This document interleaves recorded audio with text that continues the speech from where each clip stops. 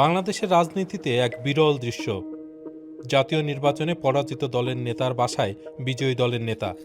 ভোটাররা বিষয়টি কিভাবে দেখছেন?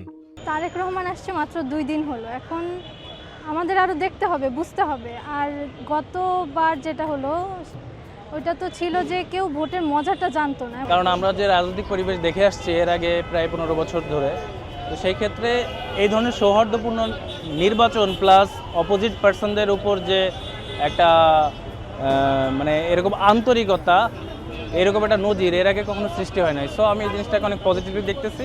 আমরা জানি বিএনপির আগের যে করুণ অবস্থা, আশা করি তাদের অবস্থা যদি এখন ভালো দিক দিয়ে চলে, সবার মন জয় করে যদি চলতে পারে, তাহলে আমরা মনে করি হ্যাঁ এই দিক দিয়ে বিএনপির অনেক আগাতে পারবে। যদি তাদের অবস্থা পূর্বের মতো হয়, তাহলে আমার মনে হয় না তারা 2 থেকে 3 বছরের বেশি টিকতে পারবে। উনি এসেই তো বলছে হি হ্যাজ এ প্ল্যান। সেই প্ল্যানটা আমরা দেখি আগামী 5 বছরে উনি দেশের কতটা উন্নয়ন করতে পারে, আমরা কতটা উন্নতি আমরা দেখতে চাই।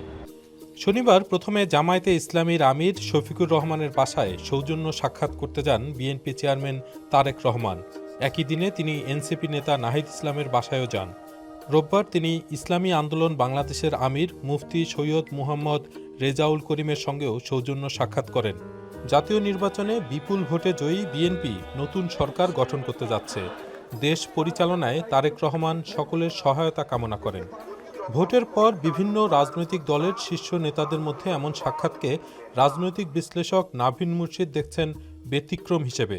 যেহেতু আমরা আগেও দেখেছি বিএনপি জামাতের জোট, এবং আমরা জানি যে বিএনপি একটা centre right party, Jamaat Islami তো একটা রাইট উইং পার্টি, এবং সেখানে কিছু ধরনের একত্ব আমরা দেখতে পারি, ঐক্য দেখতে পারি, এবং সেই জায়গা থেকে একটা ব্যতিক্রম ধর্মী সেই জায়গা থেকে যে কনফ্লিকচুয়াল পলিটিক্স না, কন্টেনশিয়াস পলিটিক্স না, সেই জায়গা থেকে একটা ব্যতিক্রমী হতে পারে। কিন্তু এও আশা করা যায় যে গত 15 বছরে 2 দলই অনেক কিছু শিখেছে গণতন্ত্র নিয়ে, গণতান্ত্রিক চর্চা নিয়ে, এবং আমরা এও ভাবতে পারি যে আমরা তারেক রহমানের থেকে অনেক ইতিবাচক কথা শুনছি, এবং সেই জায়গা থেকে আমরা আশা রাখবো যে যেটা জনবান্ধব, মানুষকে রিপ্রেজেন্ট যেটা করে সেটার দিকেই চোখ রাখবে তারা।